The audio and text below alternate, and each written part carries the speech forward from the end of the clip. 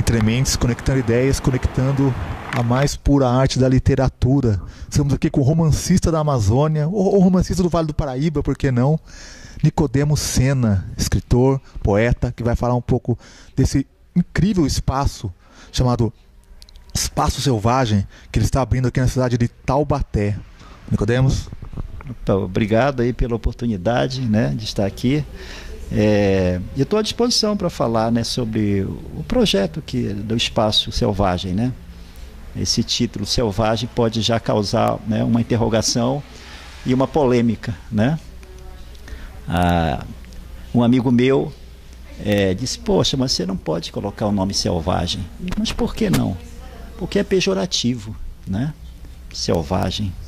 Digo, vamos refletir sobre isso. Realmente é polêmico, né? Mas grandes escritores como Rousseau e outros, né, escreveram sobre essa questão. Eu não acredito no bom selvagem, né? Afinal de contas, havia selvagens, homens da selva, né, nativos daqui, que eram canibais. Eram simplesmente seres humanos, né? Canibalismo se pratica também hoje, né? À luz do dia, hoje, né? Talvez canibalismo muito mais selvagens, né, digamos assim. Por que selvagem? Porque eu sou da Amazônia, então eu nasci na selva, né? E para nós não tem uma conotação pejorativa. Selva, nós somos selvagens, né? Nós somos homens da selva, as culturas, né, dos povos da floresta. Isso marcou muito minha vida. Eu nasci no oco da selva, num riozinho chamado Maró, que é o afluente do afluente do afluente chamado Arapiuns, do grande rio Tapajós, né? Incrível! É uma viagem que se faz quando eu vou lá. Eu vou de avião até Santarém do Pará, e de Santarém eu pego um barco de linha, que lá são os ônibus, né? Os ônibus dos ribeirinhos, os motores. E da cidade tem barco para tudo quanto é lugar, né? Viagem de 2 horas, viagem de 1 hora, viagem de 1 dia, viagem de 3 dias, viagem de 4 dias. A viagem para onde eu nasci, eu ando mais ou menos dentro do barco, né, convivendo com os caboclos que fazem essa aventura. Chega 2 dias depois, a viagem é interrompida por uma cachoeira do Maró, né? Onde vivem lá umas 50, 60 pessoas, famílias tradicionais, comunidades tradicionais do lugar, caboclos, índios, na verdade, aculturados, né? E de lá, para eu ir ao lugar onde eu nasci, onde eu ainda tenho primos, né? Eu tenho de ir ou de canoa, né, trocar com anzol, né, com algum caboclo que queira ir comigo. Eu tenho amigos na vida também. Aí eu dou anzol para eles, trago uma camisa, né, e eles me levam remando mais um dia e tal, remando o rio acima, né? Então é uma aventura para chegar onde eu nasci. Ora, tudo isso, né, é uma poesia, só o caminho já é uma poesia. É uma poesia, né? Então isso marcou muito. Eu vim para São Paulo com 19 anos de idade, porque já estava em Santarém e chegou na época de definir uma profissão e não tinha o que fazer ali. Se eu ficasse na minha terra, provavelmente eu teria o destino de muitos companheiros, muitos colegas, né, de escola, que se tornaram carregadores de saco no Trapiche de Santarém, pescadores artesanais, né, cortadores de juta, pedreiros, carpinteiros, né? Como foi meu pai? Meu pai é um homem que não tem estudo, né? Vivia no mato, é um caboclo, e nada contra, eu admiro muito, eu mantenho esse vínculo, sabe, com essa minha origem. Então daí resgatar essa palavra selvagem, né? Porque nós não devemos aceitar a roupagem que o colonizador nos deu. Para as lendas, os mitos, né, que são vivos, né, que fazem parte da vida, da história, através desses mitos, dessas lendas indígenas, né? Bom, a palavra indígena também já é um problema, né? Eles não são indígenas, né? O índio, não, quer dizer, o nosso ancestral, né, autóctone, né, o silvícola, digamos assim, na melhor das hipóteses, né, ele não aceita esse rótulo de índio. Então a minha vida toda foi nesse sentido, de não esquecer minhas origens, meus vínculos, né, familiares, o filho de caboclo, e com uma mulher de classe média já da cidade, que meu pai veio para a cidade e lá se apaixonou pela minha mãe e foram morar no Oco da Selva. E lá eu nasci, né? Nasci com parteira, não tinha médico, né? Me contaram essa história também, né? E depois vim para a cidade com 7 anos, mas esse período da infância me marca muito, muito. Tudo que eu escrevo, os meus livros, né, que estão ali publicados, são ambientados nesse espaço de selva, né? E aí a selva, à medida em que eu fui lendo, tomando contato com a grande literatura, Guimarães Rosa, Graciliano Ramos, né? Que é um escritor muito forte, né? Vidas Secas, Angústia, né? Inclusive o senhor é comparado com Graciliano Ramos por alguns críticos, isso deve ser uma grande honra. A comparação é complicada, né? Porque Graciliano é imenso, né? Então, só que Graciliano, a comparação tem a ver, porque Graciliano, a literatura dele é uma literatura enxuta, né? Seca, como o semiárido, que era um ambiente em que ele nasceu e cresceu, que ele conhece. Então, como Graciliano, eu também sou um escritor que eu produzo literatura muito em cima da minha vivência, das minhas memórias mais afetivas, né? Existenciais. Então nós temos realmente isso, mas ele representa o semiárido, o homem quase mudo, né? As rochas, aquele ambiente, né? do Mandacaru, Vidas Secas, né? Do Retirante, né? O ambiente da Amazônia é um ambiente bem diferente. Lá tem muita água, muita água. O problema da Amazônia não é água, né? Nem alimento, né? Eu, por exemplo, era muito pobre, mas a pobreza lá é diferente, né? A pobreza se mede lá porque você não tem acesso, né, aos equipamentos, às coisas da cidade, né, produzida pela indústria. Então o sujeito é pobre porque não tem dinheiro. Mas na Amazônia, onde eu vivi pelo menos, né, na beira de rio, na minha época, né, a gente tinha muita fruta, peixe. Eu lembro que eu ia para a beira do rio Tapajós, já morando na cidade, e com canicinho, às vezes até sem isca, né, eu pegava piranha. E aquilo era nosso almoço, muitas vezes. Né, 10 piranhinhas pescadas assim em 15 minutos, né, frito aquilo, ou assado, era um manjar, né, fresquinho, né, aquela coisa, né. Então, quer dizer, eu não tive problema de passar a fome, né, que depois eu enfrentei essa questão quando eu estava já em São Paulo. É interessante isso, né, passando fome, sabe, de sair assim, morando num cortiço terrível, que tinha pulga, rato, né, até que eu conseguia um emprego numa pequena empresa familiar no bairro de Sacomã, né, já a divisa com São Paulo, né. É uma história longa essa aí. Isso aí é um romance, que eu estou escrevendo um romance. Vai virar romance essa história? Está entrando no romance, né, que eu estou escrevendo. Até então, todos os meus livros, né, são ambientados, né, na minha infância, né, na Amazônia, selva, os personagens são de lá. Mas eu estou com 60 anos e de repente eu vejo que essa experiência, né, de São Paulo, épica, né,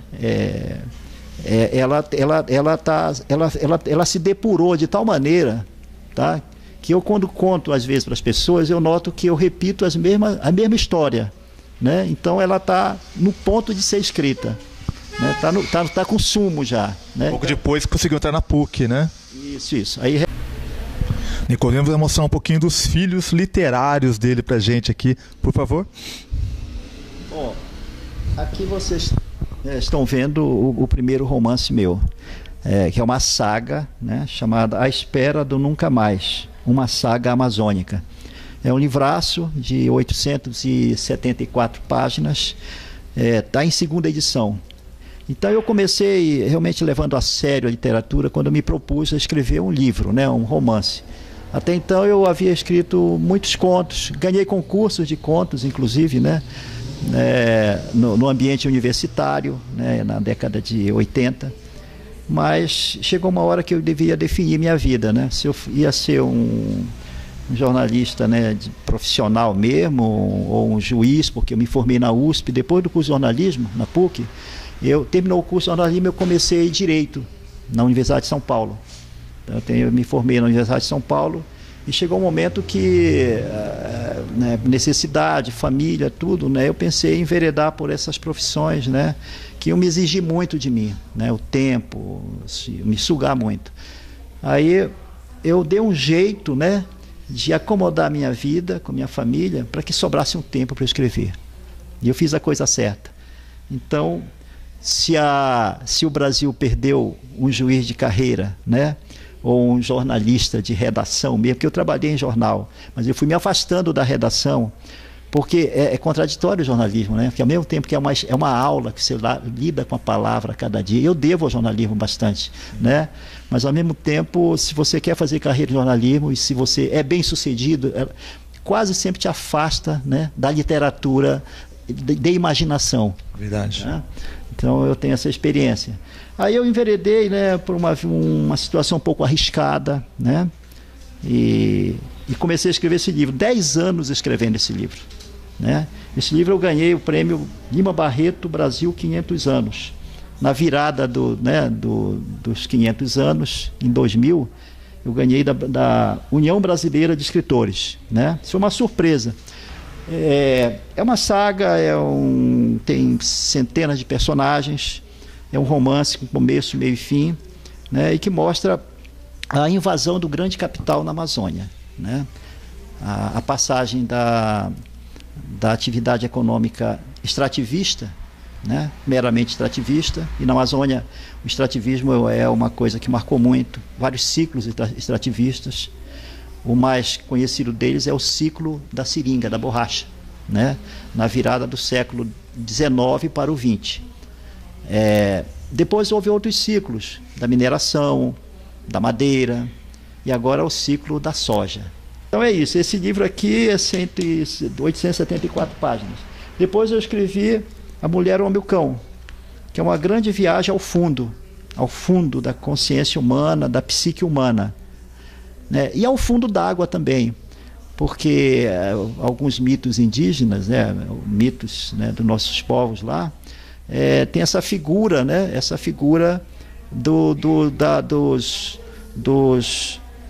dos espíritos do fundo, os espíritos do fundo, né? Então os pajés, eles procuram manter contato com esses espíritos do fundo, né, que são os guias, né? É um sincretismo religioso de base indígena, né, isso aí. E a minha avó que me criou, né? Depois eu acabei indo morar com a minha avó até os 19 anos, quando eu vim para cá. Ela vivia contando a história de que ela conversava com o diabo, né? Ela morou 4 anos, 5 anos também em outro lugar, na selva, né? E ela me contava essa história, aliás, contava aos adultos, porque eu vim de uma época em que a criança não podia abrir a boca, né, ou ficar próximo dos adultos quando eles conversavam. Mas eu estava sempre escondidinho ouvindo minha avó contar essas histórias maravilhosas da conversa dela, a mulher, né, com o cão. O cão, então, no caso aí o cão aqui, ela viveu nesse oco de selva com o homem que é o padrasto do meu pai, né, que é um índio velho. E eles tinham um cachorro, só os 3 que moraram lá. Ele construía canoas, o Carmelino, o nome dele, né? Então, para eu chegar ao arquétipo, que é o esqueleto do sonho coletivo, né? Os arquétipos, né? Eu descarnei a narrativa de tudo quanto é descrição realista, né?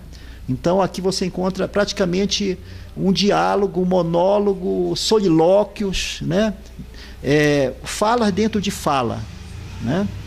E cheguei a um livro de 136 páginas, contando uma história destrambelhada para quem não acredita, né, no sobrenatural, mas que para mim é a história mais realista que eu escrevi. Dos livros todos, é o mais realista. Aqui pode adquirir também na internet, através da internet, na Livraria Selvagem, nós temos a nossa loja virtual. Você também pode comprar pela Livraria Cultura, pela Martins Fontes, né? Talvez não encontre fisicamente o livro lá, mas você pode encomendar. Estante virtual, né? Esse livro, né, eu já fiz muitos lançamentos e muitos desses acabam nos sebos. E tem um site www.estantevirtual.com.br, que você encontra, né, praticamente livro de todos os sebos do Brasil, né? É um fantástico site, eu recomendo. Isso. Mais um? Bom, aqui, esse aqui, A Noite dos Pássaros, eu fiz um trabalho de pesquisa, né, muito profunda, né? Eu fiz uns 3 anos lendo antropologia, filologia, tupi. Eu tive de estudar tupi, né? Que linda capa, né? Isso aqui é a capa de Valdomiro de Deus, um grande artista plástico, naif, né? E ele fez essa capa para mim, realmente muito bonita.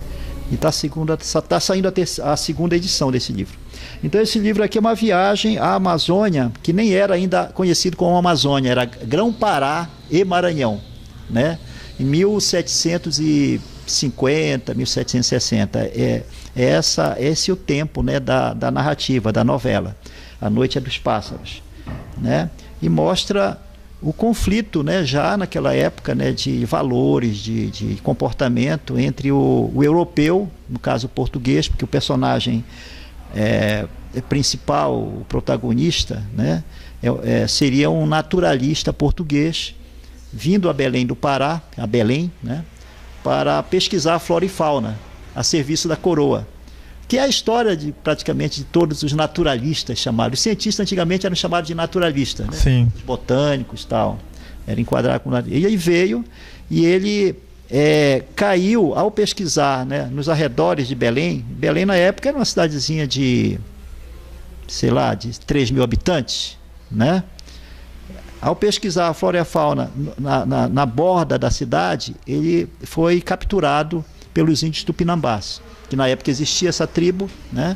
Essa tribo hoje tem os descendentes, mas estão todos aculturados. E então ele caiu prisioneiro e a história conta uma história que é comum, né? Comum. Era Hans Staden, por exemplo, né? Que é o primeiro livro, né, que foi escrito sobre o Brasil. É uma história um pouco parecida no seu esqueleto com Hans Staden. É a história de um branco que cai em poder de canibais, né, na América do Sul. E Ladrões nos Celeiros, avante companheiros, né? Esse é um texto muito curioso, porque eu não escolhi escrever esse texto. O texto me escolheu, né? Ele surgiu assim, eu voltei a me interessar pela política, a militância política propriamente dita, né? A partir do impeachment da presidenta Dilma Rousseff. Aquilo me incomodou profundamente, né? Ficou visivelmente que aquilo era um golpe, né? Um golpe parlamentar, um golpe jurídico, midiático, né? E eu, como cidadão, fiquei muito incomodado. Eu digo, não tem como ficar em casa assistindo uma mídia mentirosa, né, distorcer os fatos. E fiquei com muita pena, chorei, né, com aquilo, porque toda uma luta, né, democrática de décadas, né, de repente, né, eles viraram a mesa de uma maneira mais cínica possível, a burguesia, a elite, os banqueiros, financistas, né. Comecei a circular, né, em caravanas. Naquele dia, por exemplo, que o Lula estava sitiado no sindicato dos metalúrgicos lá, eu estava lá. Eu fui em caravana daqui do Vai Paraíba, num ônibus, com um monte de gente que eu não conhecia, né? Gente do PT, gente não do PT, e fui com a minha camerazinha e minha caneta. Fiquei lá 4 dias, né, dentro daquele prédio. Os helicópteros circulando, a polícia rondando, né, esperando talvez um momento propício para invadir e arrancar o Lula de lá. Eles não se atreveram a fazer isso, né? Mas quando o Lula... Eu fiquei aqueles 4 dias ouvindo, né, tudo, o choro, o pranto das pessoas, ouvindo também os rojões, né, dos adversários, né? Então, eu com a cadernetinha anotando, né, vozes, frases, né, choros, anotando rojões, né, dos adversários. Tudo isso veio tudo aqui numa cadernetinha, frases soltas e sem noção de que eu estava escrevendo um poema. Porque uma coisa é você sentar e dizer, vou escrever uma poesia. Sim. Aí você, que tema que é, né? Aí você se inspira, vê a lua, né? Vai ter métrica, não vai ter métrica. Puxa, hoje eu não tô em condição de escrever porque eu dormi mal, né? Ou então com uma dor de barriga. Tem escritor que tem hora para trabalhar, né? Das 2 às 4, outros só à noite. Não, esse poema foi escrito nas condições mais adversas, né? Nasceu por conta própria. Por conta própria. Eu só tive de fazer aquele trabalho que o escritor tem que fazer, né? Que é arrumar, dar uma arrumada, mas com muito cuidado para não mexer, né, no sentimento que está por trás daquelas palavras. Aquela desorganização do texto, né, brotou da situação, né? Então eu mantive isso na medida do possível e saiu esse poema, né? Esse livro foram feitas uma tiragem de 2.000 exemplares. Eu preciso fazer urgente, porque eu estou com os 10, está aqui os livros que eu tenho, que sobrou. Esgotou praticamente tudo, né? Lançamentos em movimentos sociais, acampamentos de sem terra, né? Então, eu acho que é o livro que foi diretamente para aqueles para quem eu escrevo, né? Ele tem direcionado, o norte dele já... crianças, esse livro está sendo lido em acampamento, para as místicas, né? Ele tem muitas fotos também. Vai te conectar com a imagem. Entendi. Sabe? Aqui, por exemplo, aqui não me interessa o futebolista. O que interessa é o punho do homem democrático, do homem que lutou pela direta já. Os escarmentosas feridas, eras de morte se retorcem sobre a vida. Homens maus ocuparam os celeiros, gafanhotos infestaram os milharais, mas 7 anos de fartura anunciam os jornais. E a fome, todavia, com seu cutelo ceifador e o cavaleiro da 7ª praga, recolhem as crianças que não nasceram. Mas juntos do cálice dos justos, de nossas respirações o torvelinho do tempo, de nossas mentes redemoinhos, dos corações num só sentimento, punhos levantados, mentes despertas, a flor da esperança rompendo o asfalto da intolerância, e que não reste pedra sobre pedra, e que se arrastem para outros cantos a peste e a ignorância, e que nos campos do Senhor floresçam o riso das crianças, o braço erguido do lavrador, o largo abraço de um sonhador, e que façamos hoje o que já não poderemos fazer amanhã. Opa, aqui o Espaço Selvagem, que é um espaço civilizatório, né? Está aberto a todas as pessoas que não abdicaram, né, do seu direito, né, de pensar livremente, de participarem, né, dessa luta que é de todos, da construção de uma sociedade mais justa e mais fraterna em nosso país. Está aberto a eventos, lançamentos, saraus, palestras, todas as pessoas que queiram contribuir para que nós tenhamos, né, uma cidadania melhor em Taubaté, com informação, formação de uma consciência crítica cidadã. Entre mentes, conectando ideias, conectando literatura da melhor estirpe.